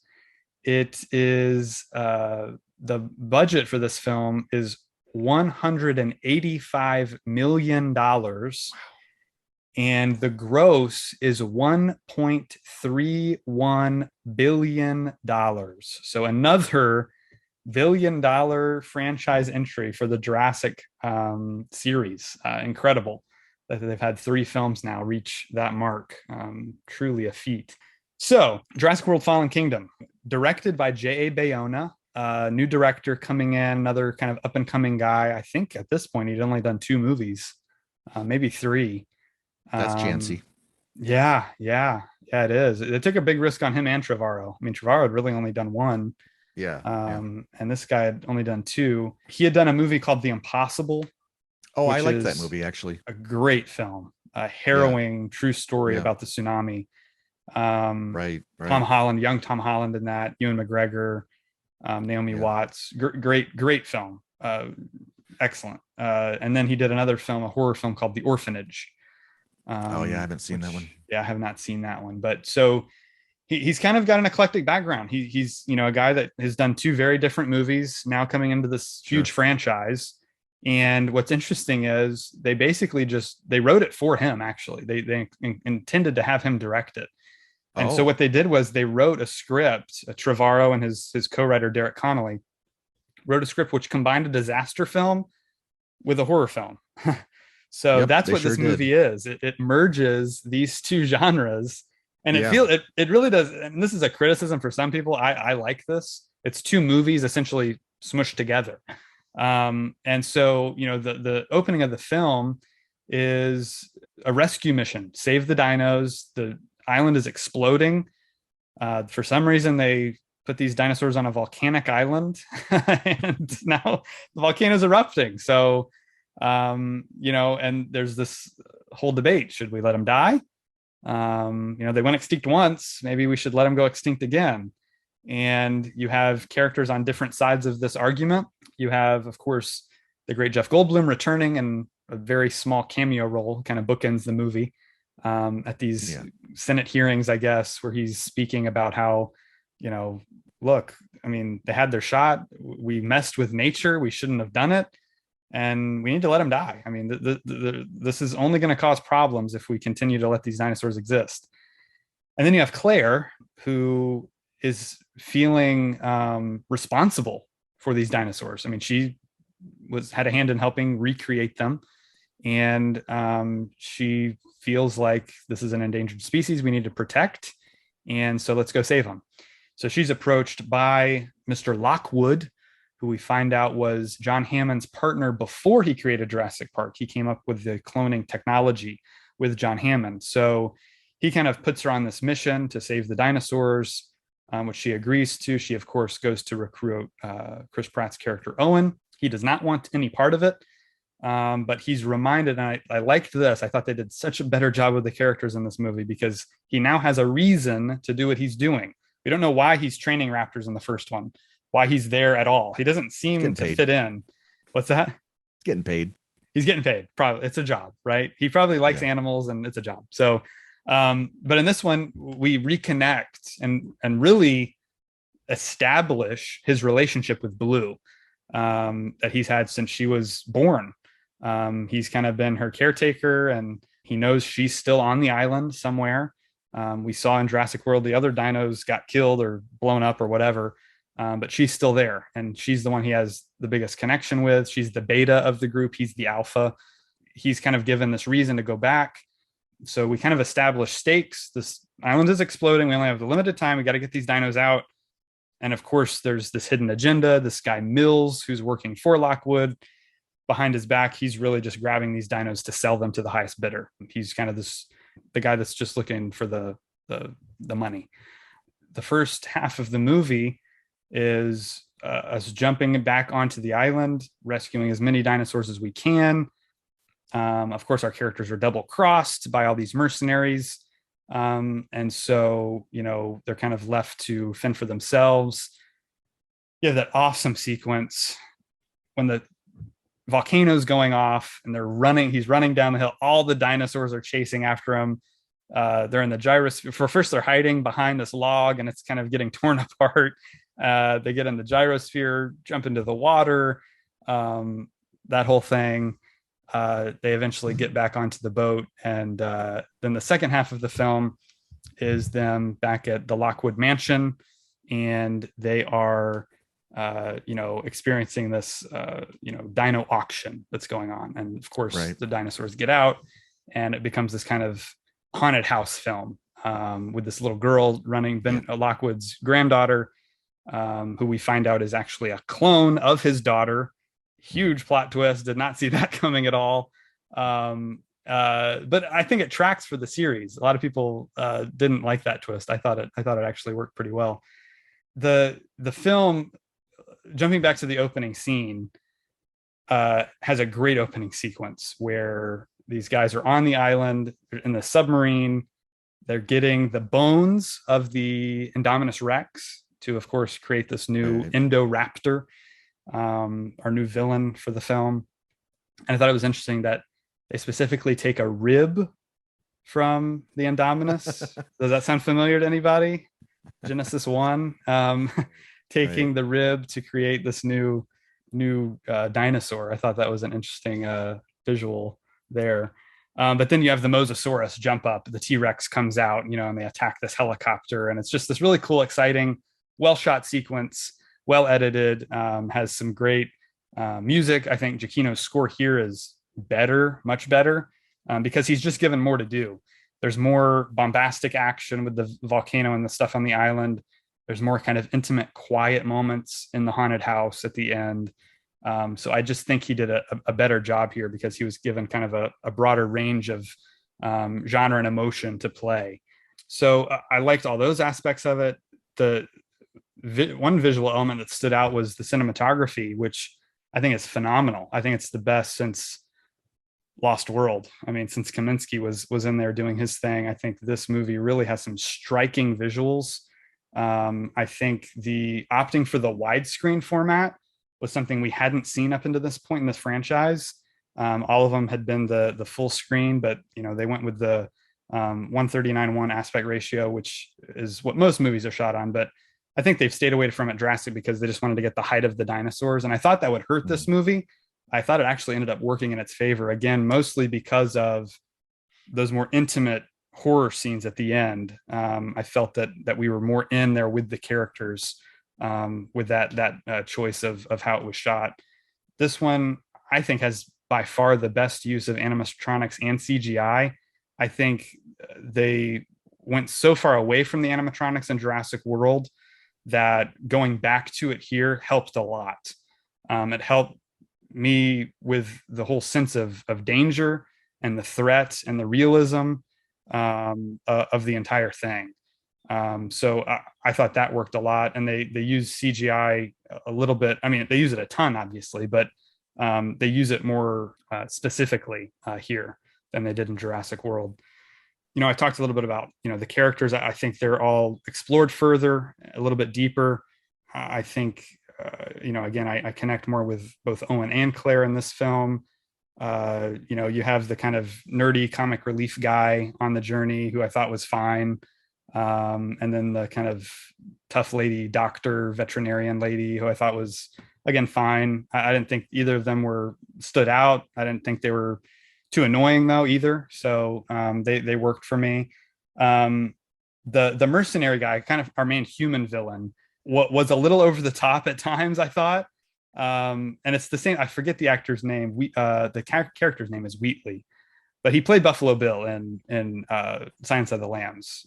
So he's a great actor. I thought he wasn't given a ton to do other than just kind of be mean and tough. But I thought his whole kind of wanting to get the dino teeth was kind of an interesting little thing that they added to his character and gave him some personality. I like that the park is gone. That's again, I just wanted something new from this movie. Jurassic World felt to me like such a rehash that this movie felt like, okay, let's actually move the story forward and try something different. And I get that it didn't work for everybody. It worked for me. I really liked, again, the whole volcano sequence. Super fun. Chris Pratt getting hit with the stun dart, I thought was hilarious. I'm trying to move out of the way of the lava. I don't know if you can be that close to lava and not like get burned. I don't know, but it worked for me. I thought it was a fun scene. The gyrosphere scene, him getting them out in the water, all that I thought worked really well.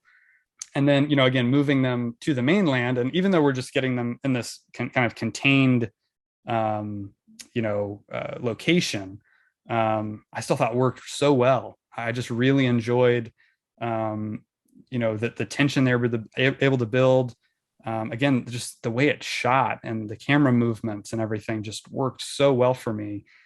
The scene with the T-Rex, getting the T-Rex blood, I thought was pretty effective as well. That was all animatronic T-Rex.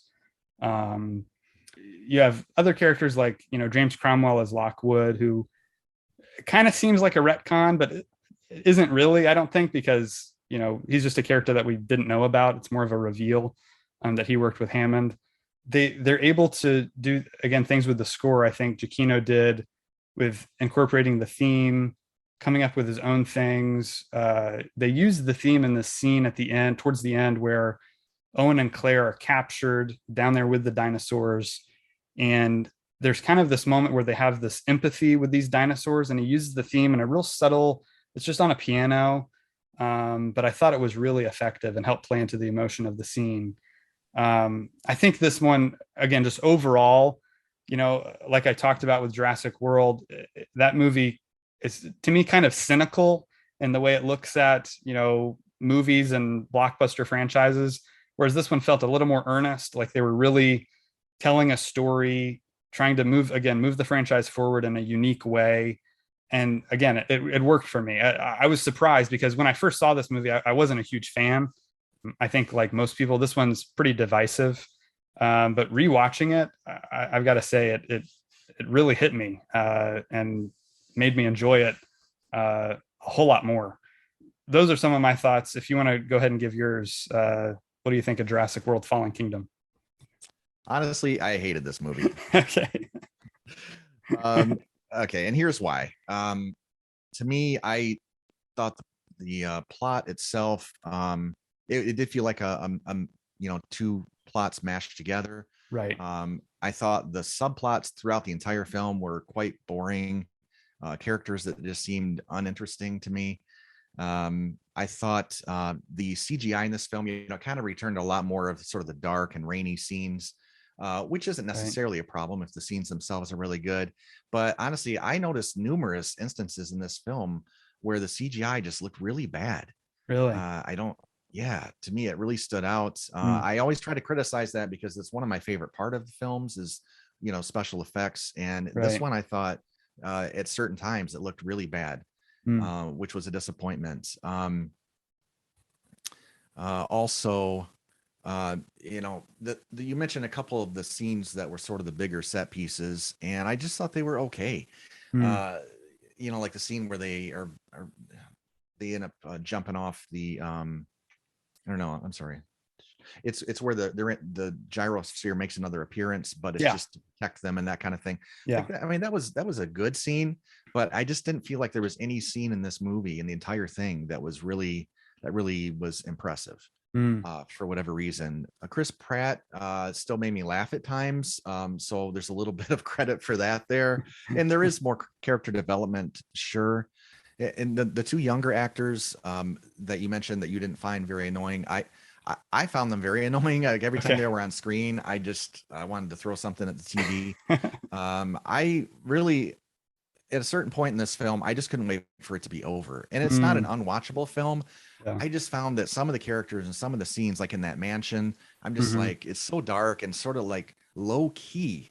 I just didn't feel Right. like there was much excitement. Right. I just couldn't wait until it was over. Yeah. And that's, that in general, that was my take on that film. Okay, gotcha. You're not in the minority. I mean, like I said, I was Oh, kind of okay. there when I first saw it. Yeah. I just didn't connect with it for whatever reason. I Yeah. think after going back through and seeing how similar all the other ones are, I just felt like Sure. finally something new. See, and Um, I felt like Jurassic World was pretty new because, I yeah, mean, it is essentially what Hammond wanted in the first one, but we never get to right. see it. And True. and not only that, but this is like way bigger Right. and brighter and everything than what even Hammond had pictured Yeah. or was presenting. At least what we're Right. shown in Jurassic Park, it's it's beautiful to look at, but doesn't have the grand scale of Jurassic Sure. World. So to me, I felt like it was not only something like new, but we finally get to see what Hammond envisioned, and Sure. I welcomed that, and I thought, that was an achievement. But Yeah. I see what you're saying too. Yeah. It was fun to see for sure. But I just felt like this one, to me, this one, I don't think there's any doubt that it takes the biggest risks of any Jurassic movie up into this point. Yeah, I mean, what they're trying to accomplish here is pretty huge, and a lot of people say it's just a setup for the third movie, but I disagree. I think there is again character growth, story growth, further exploration of the universe of the Jurassic. Um, I think we get more new dinos, a new hybrid again, which I found even scarier than the Indominus Rex personally. Just in the way they shot it again. I think the cinematography of this is another reason why it goes way up on my list, is because when he's like haunting this girl and like creeping up on her, and there's this great shot where the camera kind of twists around as he's going down towards the window and yeah, opens the yeah. door, and I mean, just such interesting stuff. The shot with the moon behind him on the roof, all that just really stood out to me more visually again than I think any film since the original. You brought up the Okay. effects again. I feel kind of the opposite. That I felt the Jurassic World CGI was a little weak in places, and here I thought they kind of upped their game. And again, the animatronics I just thought lended so much to it. Pretty much any close up of a dinosaur in this movie is an animatronic. And Yeah, and so it's interesting. There's less CGI in the film because I mean it wasn't like all of the dinosaurs looked bad, but there were just times where I thought, oh, that doesn't look good on the yeah, CGI. But it can be subjective too when yeah, you're watching it. sure. So yeah, all that worked for me. Again, the Okay, the whole human cloning, I thought was a great further exploration of that whole idea of they're doing all this stuff with gotcha. genetics, Yeah, and I think they explain it in the film. If not, it's in there subtextually where Lockwood, the whole reason he wanted to do this was to save his daughter. We you know, his daughter Yeah. was dying and he didn't want to lose her, and so he cloned her. Yeah. And so I thought that aspect of it was really interesting, and worked quite well. James Cromwell I always like too. I think he's always good, even though he has a small role here. So yeah, you know, I mean, the whole movie, the whole, you know, fallen kingdom idea is the island falls. You know, John Hammond's whole, you know, idea falls apart. Yeah. Yeah.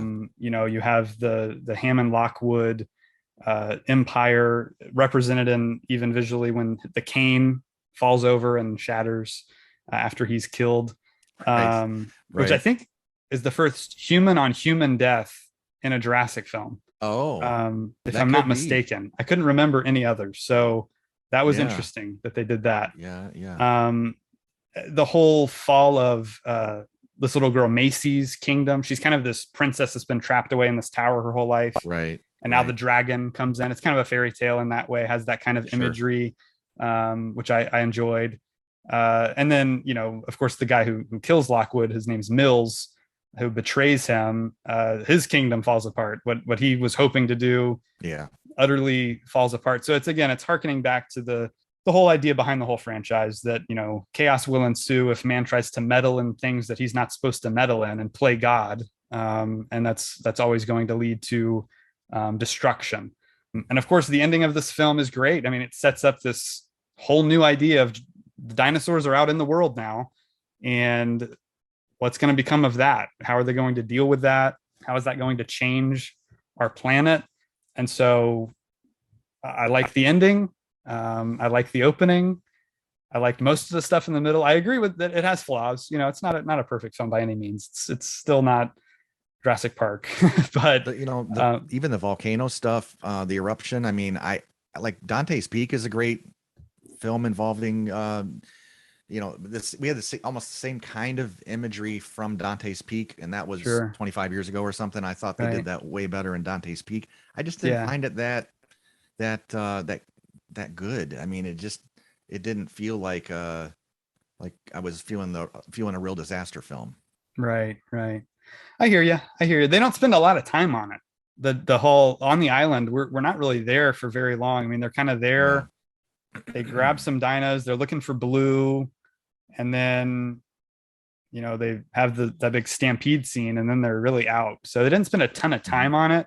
I thought the time that they did spend on it, you know, I was entertained by it. I enjoyed it, but yeah, this one, again, a lot of people are negative on this one, and so I definitely understand the criticisms. But Mm. rewatching it, I was just kind of blown away by how much fun I had with it. Again, how different it was, Good. how Yeah. visually engaging it was. Um, and again, the character stuff, which did not work for me at all in Jurassic World, really Mm. worked here, Yeah. for me. I got Owen and Claire's relationship better. Um, Sure. and so, you know, I thought the little girl I thought did a great job acting as well. Yeah, overall, one that I definitely enjoyed. All right, so those are our reviews of each of the Jurassic films. So now we're going to give you our ranking of the Jurassic franchise. So we're going from worst to best, okay? And we're going to give you where it is ranked and our rating out of 5 stars, okay? So we're starting with the bottom. Least favorite Jurassic films. My number 5, so we're ranking the 5. We're not including Dominion in this one. I will have a review for Dominion, and I will be ranking that in a separate video. So look out for that on the channel. But my number 5 least favorite Jurassic film is The Lost World Jurassic Park. So The Lost World Jurassic Park, I just find, as well shot as it has some good scenes. I just don't think the whole movie works. Character wise, story wise, it just falls flat for me a little bit. I'm entertained by it, but it has, I would say, the most negatives out of any of the Jurassic films for me. So I gave it 2.5 stars. I get it. Okay, so for me, it's gonna be obvious what my least favorite was. Yeah. It was the first one. Just kidding. No, it was Fallen Kingdom. Yes. Yeah, I just it's not unwatchable. I just couldn't wait for it to end. So it's kind of in the between, somewhere in between those two. I'm at 1 star for this one. You may Wow. have talked me into 1.5. I'm going to be doing a Okay. review of it in print on Letterboxd, but I get some of the points you're talking about, so I might be at 1.5. So either way, Okay. not too, can't say a whole lot of great things about it. Gotcha. Gotcha. Okay. All right. Well, now we're on to our number fours. So my number four is Jurassic World. So Jurassic World, for all the reasons I stated, it's just bland when it comes to the characters. It doesn't do enough story wise that's different for me. Some of the CGI, just the full on use of CGI, I thought was too much. Again, entertaining. All these movies are entertaining. They have entertaining moments. This one just didn't quite do it for me. So I'm at 3 stars on Jurassic World. Okay. Yeah, and it's interesting. I think part of it is I like the bright and colorful and you know clear views of special effects Yeah, when they'll give it to us, but most of right. the time they don't. I feel like a lot of times uh, filmmakers run from that because it's Yeah, harder, it and so is. that's one of the reasons why I give Jurassic World so much credit. Okay, my number 4 is Jurassic Park 3, and by no means is this a bad movie. And I said before, I've seen it several times. I enjoy this movie every time I watch it. Yeah, It's different. It's kind of like chopped it down as much as they could and just gave us an action film pretty sure. much. Yep. But yeah, I enjoy Jurassic Park 3, but it's fourth on my list, and I rate it. I give it 3 stars. All right. Well, moving on to my number three is Jurassic Park 3. So, for all those reasons you mentioned, it's a tight action-driven film. They kind of just hit the ground running with it. I think they do actually some pretty interesting things character-wise with Grant and the people that he's surrounded with. The kid, I think, does a great job. I think the actor's name is Trevor Morgan. Does a good job in it. A lot of dinos in that one. New dinosaurs, some really interesting, cool looking set pieces that they did. Like I mentioned with the cage, pterodactyl cage, the river sequence. You mentioned the airplane scene, which is cool. So that one ends up at 3.5 stars for me. And my number 3 is The Lost World. I feel like it really holds up pretty well to the first one, and it gives us more of the same, but in different ways. And I'm thoroughly enjoyed by it. It's got some great set pieces that I've watched numerous times and will Yeah. again in the future. So I give The Lost World 4 stars. All right. Well, on to my number two. It is Jurassic World Fallen Kingdom. This one was the biggest improvement. I had this at 2 stars at the bottom of my rankings, just like you when we first started all Uh-huh. this. And when I rewatched it for whatever reason, again, some of them I mentioned, but it just struck me as being something different, something that is very just stunning visually. Just what they did with some of these shots. I really enjoyed the Jurassic World characters so much more here. The relationship between Owen and Blue was great. The Indoraptors, probably the scariest dino villain I think we've ever had. And again, just exploring new territory with the franchise, I thought was cool, expanding on the mythology a little bit. So I ended up at 4 stars with Jurassic World Fallen Kingdom. My number 2 is Jurassic World, but the thing is, on rewatch, it's back to back with Jurassic Park. I enjoy Wow. Jurassic World so much. I mean, Jurassic Park is just legendary with the scenes and just super high quality production values. Yeah. So it's really hard to say it's better than that. And Right. it's possible that eventually, after enough viewings of Jurassic World, maybe I'll get tired of the thrills in it, and it won't Yeah. feel like it's on the same level maybe as the first Jurassic Park. But Right. yeah, I mean, I give Jurassic World 4.5. Jurassic Park 4.5, maybe 5. I'm not entirely sure where I'm going to land on that, Okay. but yeah, that's how much I like Jurassic World. It's just so enjoyable to me. Awesome. That's great. So yeah, my number one, of course, is Jurassic Park, the original classic. Steven Spielberg, you just can't beat him. I think he's really at the top of his game here. It's really interesting. He was shooting this movie simultaneously with, well, back to back with Schindler's List.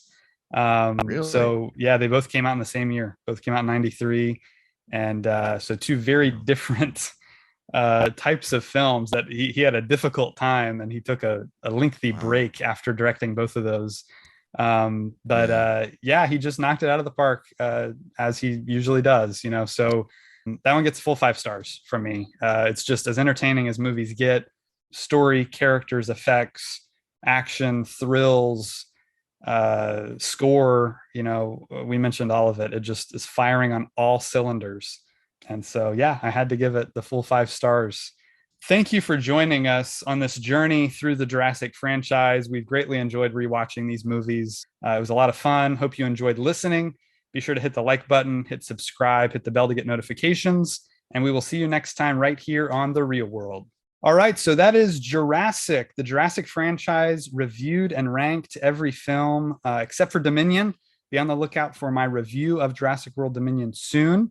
Jurassic World Dominion, I'll also add into my rankings in that video as well. So be on the lookout for that on the channel. Thank you. Be sure to hit the like button, hit subscribe, hit the bell to get notifications so you're aware of all the videos we do here on The Real World, and we will see you next time.